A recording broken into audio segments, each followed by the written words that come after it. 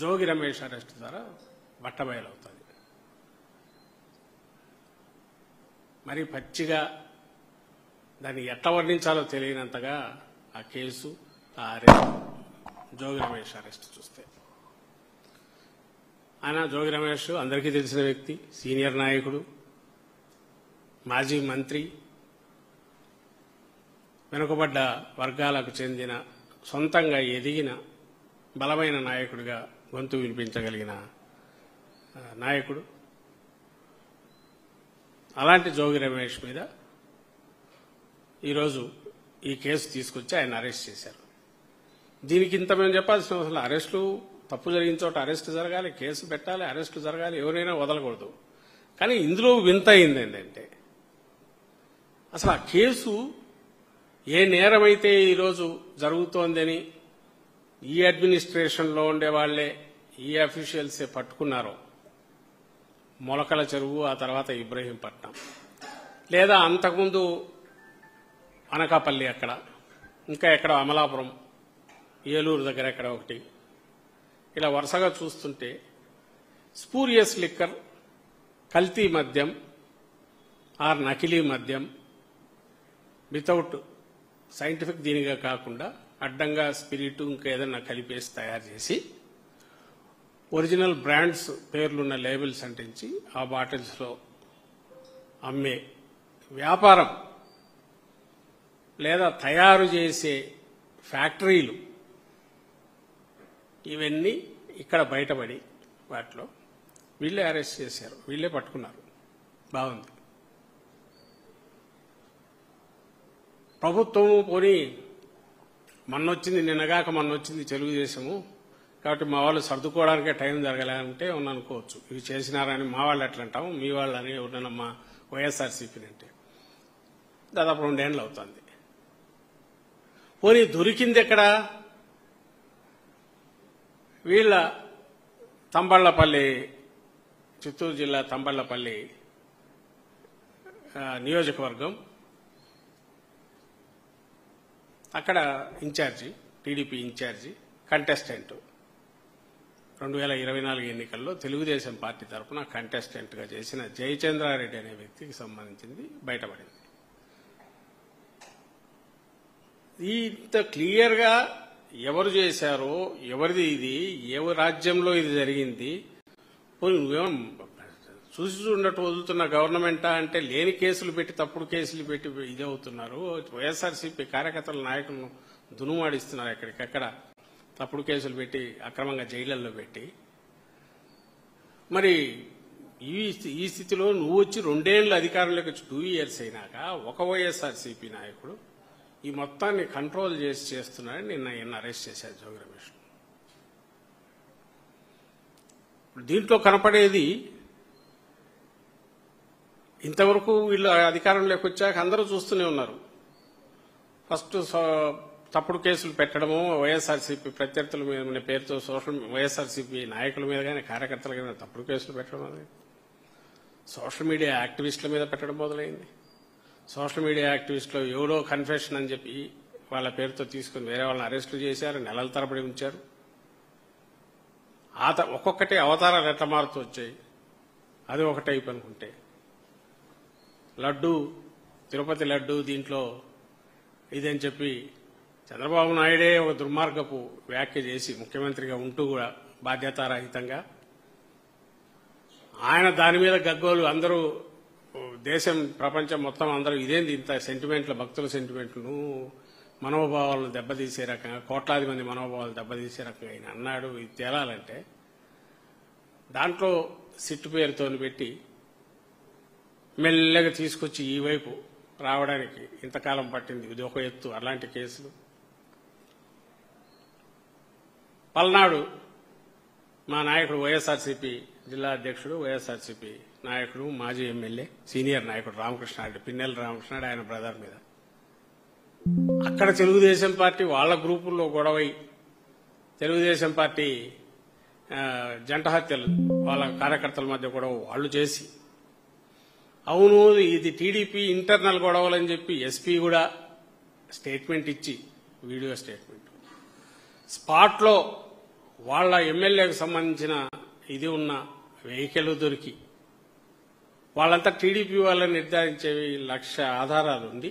SP కూడా చెప్పిన తెచ్చి పిన్నెల్లి బ్రదర్స్ ఇద్దరిని, అన్నదమ్ములు ఇద్దరిని, రామకృష్ణారెడ్డి వెంకటరామరెడ్డిని వాళ్ళని కేసులో పెట్టడం.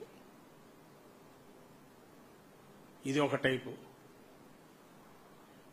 మొన్న ఇక్కడ సవీందర్ రెడ్డి ఆయన సోషల్ మీడియా ఇదేదో చేశాడని అది కన్ఫెషన్ కింద ఇంకోటి చూపించి ఇతన్ని పట్టుకుని అది సరిపోదేమో అని చెప్పి మళ్ళీ దీని కింద కాలేమో అని చెప్పి గంజాయి ప్యాకెట్ పెట్టి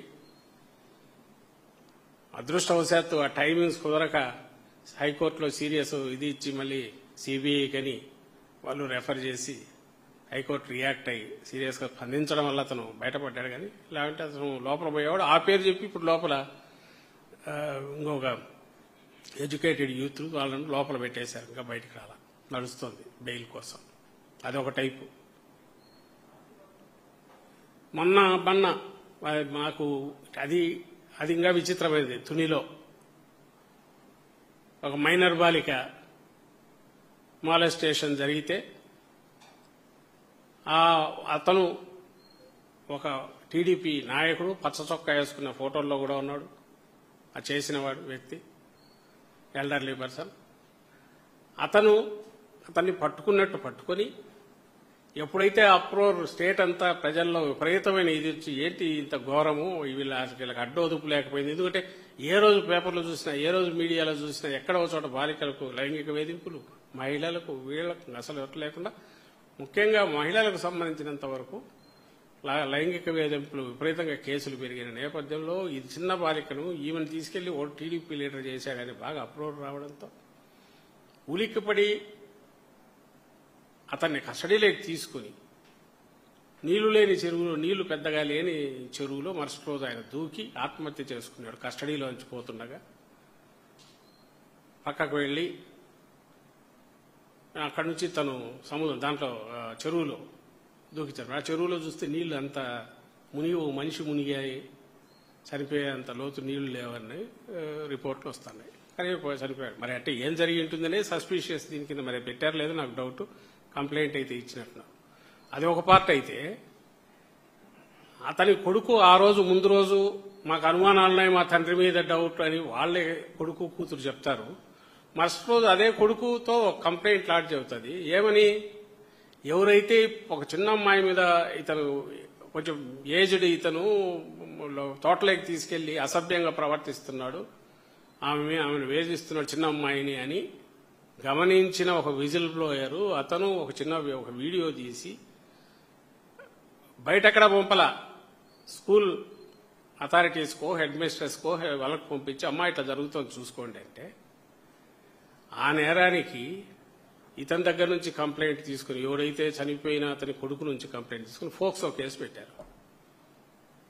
అండ్ అదర్స్ అన్నారు. అదర్స్లో ఎవరంటే వైఎస్ఆర్సీపీ వాళ్ళని తీసుకెళ్లి రోజు కొడుతున్నారట.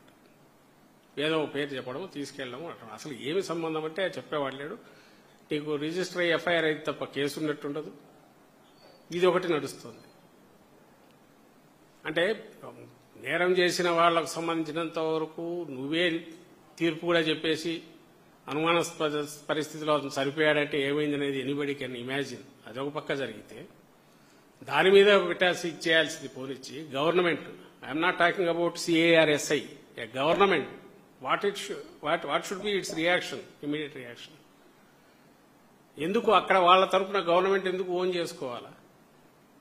ఆ ఎస్ఐయో సిఐయో ఇంకొకరో ఎందుకు దాని మీద ఒక రియాక్ట్ అయ్యేటప్పుడు అక్కడ తప్పు జరిగితే ఎందుకు యాక్షన్ తీసుకోలేకపోయింది? ఎందుకంటే ఆల్రెడీ వీళ్ళు వదిలేశారు.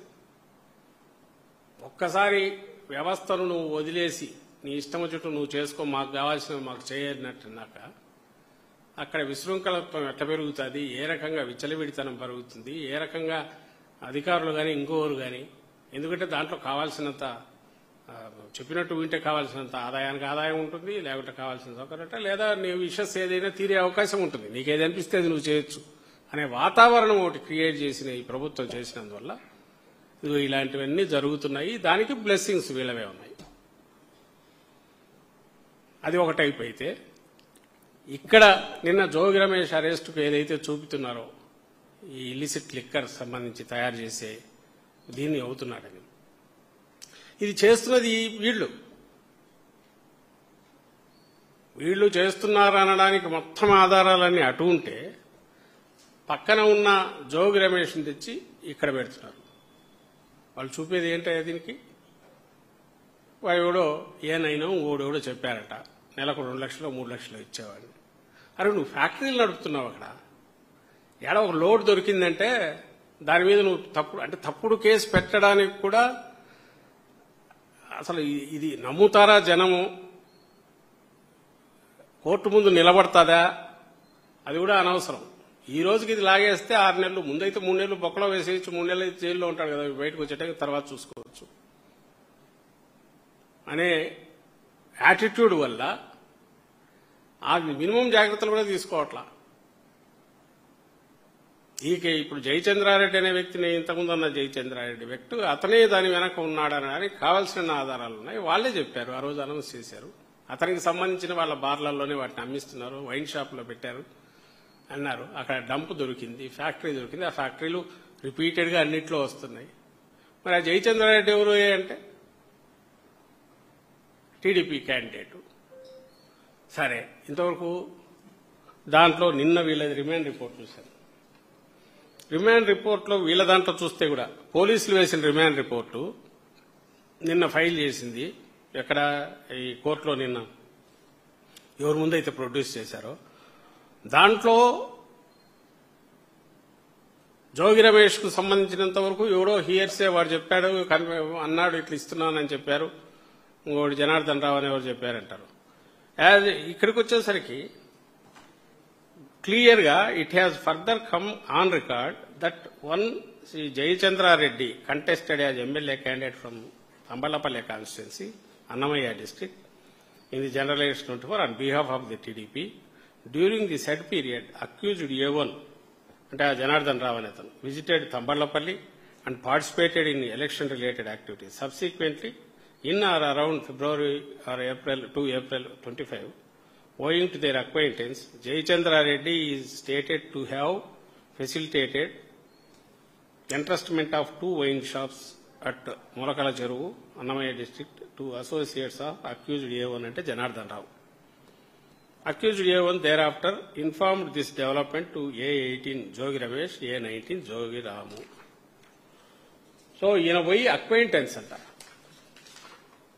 ఇది ఇప్పటికే 20 సార్లు వచ్చింది. చంద్రబాబుతో బీఫామ్ తీసుకుంటున్న జయచంద్రారెడ్డి అనే వ్యక్తి చంద్రబాబు పక్కన ఉన్నాడు, బీఫామ్ తీసుకుంటున్నాడు. టీడీపీ బీఫామ్ ఇస్తున్నది. 40 ఏళ్ల ఈ చరిత్ర ఉన్న రాజకీయ దేశంలోనే అత్యంత సీనియర్ నాయకుల్లో ఒకడు, తెలుగుదేశం పార్టీ అధినేత అండ్ ముఖ్యమంత్రిగా కూడా 15 ఏళ్లు అనుభవం సంపాదించుకున్న వ్యక్తి. బీఫామ్ అనేది దాదాపు అత్యంత ప్రెస్టీజియస్. బీఫామ్ ఇవ్వడం అంటే ఎలక్షన్లో వారికి దట్ సంథింగ్, ఫ్యామిలీ మెంబర్స్ ఉంటారు, లేకపోతే అత్యంత సన్నిహితులు ఉంటారు. ఇక్కడ ఎవరున్నారా? వీడు జనార్దన్ రావు ఉన్నాడు. ఇతను అక్వైంటెన్సా లేక ఆత్మనా?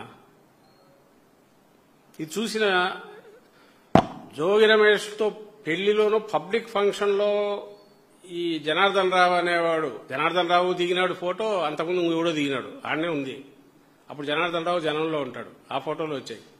అదేమో తెచ్చి ప్రూఫ్ అంట పబ్లిక్ ఫంక్షన్లో, వేరే వాళ్ళ ఫంక్షన్లకు సంబంధించి, లేదా ఆ జనార్దన్ రావు ఎందుకంటే ఆ ఏరియాలో ఉన్నప్పుడు పోయి ఎప్పుడుదో పాతది 6 ఏళ్ళు 10 ఏళ్ల క్రితంది, అక్కడికి పోతేనేమో అతను వచ్చి ఫోటో కోసం లీడర్ కాబట్టి పక్కన కూర్చుంటే అదేమో ప్రూఫ్ అంట. ఇక్కడేమో బీఫామ్ అనేది పూర్తి చాలా సీరియస్, ప్రెస్టీజియస్, లేదా అతనికి తన ఫ్యూచర్కి సంబంధించింది జయచంద్రారెడ్డికి. అక్కడికి వచ్చిన తన మిత్రుడు వస్తే ఇది అక్వైంటెన్స్ మామూలు, దీనికి ప్రస్తావన ఏమి ఊరికి ప్రస్తావనపూర్వకంగా వచ్చింది. మరి కోర్టు కూడా దాన్ని ఎందుకు అబ్జర్వ్ చేయలేదు తెలియదు. మరి 2, ఈ జయచంద్రారెడ్డికి సంబంధించినంత వరకు జనార్దన్ రావు ఇద్దరు ఆఫ్రికా రూట్స్ ఉన్నాయనేది వాళ్ళ దాంట్లో ఉంది. వీళ్ళ స్టోరీస్ ఈ ఎల్లో మీడియా కథనాల్లో వచ్చింది, వీళ్ళ ఇన్వెస్టిగేషన్లో కూడా వచ్చింది. జనార్దన్ రావు అనేవాడు ఆఫ్రికాలో బిజినెస్ ఉన్నాడు, జయచంద్రారెడ్డి అనేవాడు ప్రిన్సిపల్ బిజినెస్ మ్యాన్ అక్కడ. పోనీ అది ఎక్కడుంది? ఎవరు శోధించాల్సిన అవసరం లేకుండా ఆయన ఎలక్షన్ అఫిడవిట్లో ఆయన దాంట్లోనే పెట్టుకున్నాడు. ఇవన్నీ కూడా మీ మీడియా ద్వారానే బయటకు వచ్చినాయి. మళ్ళీ ఎందుకు చూపిస్తున్నామంటే ప్రజలకు అంత సమయం ఉండదు కదా. జోగి రమేష్ అరెస్ట్ కానీ ఏదో తప్పు చేయకుండా ఎందుకు చేస్తారులే అని అనుకునే ప్రజలు ఉంటారని వీళ్ళ నమ్మకం. ఈయనకున్న బిజినెస్ లోనే ఆఫ్రికానే జయచంద్రారెడ్డికి. ఇది జయచంద్రారెడ్డి ఎలక్షన్ అఫిడవిట్. మీరు మీడియా వాళ్ళు కూడా దయచేసి చూడండి. మిగిలిన వాళ్ళు ఎవరన్నా దీని మీద కొంచెం సత్యశోధన చేయాలనుకునే వాళ్ళు చూడండి. ఆ జయచంద్రారెడ్డిని ఇంతవరకు అరెస్ట్ చేయరు. ఆ జయచంద్రారెడ్డి ఎవరైతే ఫ్యాక్టరీ పెట్టించాడో ఆ ఫ్యాక్టరీ ఇతని ద్వారా దానికి సంబంధించినంతవరకు అక్కడ చూసుకునేవాడని ఆ రోజు అన్నారు. అక్కడి నుంచి డిస్ట్రిబ్యూషన్ నెట్వర్క్ కూడా ఎక్స్పాండ్ చేశారన్నారు. అండ్ ఇక్కడికి వచ్చి ఇబ్రహీంపట్నంలో ఫస్ట్ పట్టుకున్నప్పుడు జనార్దన్ రావు అన్నప్పుడు అంతవరకు ఉంది. ఒక్కసారి మొత్తం అది పిక్చర్లోంచి మాయమైపోయి ఇవి జోగి రమేష్ అన్నాల నుంచి దానికి ఎట్లా బిల్డ్ చేయాలా అని చూసే దాంట్లో హడావుడికి. ఎందుకంటే అప్పటికే రాష్ట్రాల్లో బాగా సింక్ అయింది. ఇది వీడు మామూలు దుర్మార్గం కాదు, ఫ్యాక్టరీలు పెట్టి నడుపుతున్నారు నకిలీ మద్యం. ఓ పక్క స్టేట్ రెవెన్యూ పోవడం అదొకటి ఉంచితే అసలు ప్రజల ఆరోగ్యాలు ఏం కావాలనే భయము, ఆందోళన, డ్రింక్ తీసుకునే వాళ్ళు, కన్జ్యూమర్స్ అందరిలో కూడా భయం మొదలైంది. దీన్ని ఏ రకంగా చేయాలి? చంద్రబాబు అనేది ఒకటి ఉంటుంది, అనేది సంక్షోభంలోనే అవకాశాలు ఎదుర్కోవాలని. ఓహో ఇది మన మీద పడుతుందని ఇట్లా తిప్పాలి. మోందా తుఫాను కదా తిప్పాడు కదా, అట్లా తిప్పినట్టు ఈయన దీన్ని ఇటు తిప్పి ఇటు తోకొట్టాడు. కొడితే అది ఇచ్చి జోగి రమేష్ కొట్టింది. 2 దెబ్బలు వైఎస్ఆర్సీకి పడినట్టుంటుంది. సో మొత్తం జోగి రమేష్కు పడుతుంది. మన వాళ్ళు అది వీడు సేవ్ అవుతారు ఇక్కడ ఉండేవాళ్ళు. లేకపోతే హడావుడిగా దాని తర్వాత ఎప్పుడైతే భయపడినారో ఇది ఎక్కడికో దారి తీస్తుందని ఆఫ్రికాలో ఉన్నంత ముందే మాట్లాడుకుని జనార్దన్ రావు అనేవాడిని తీసుకొస్తారు.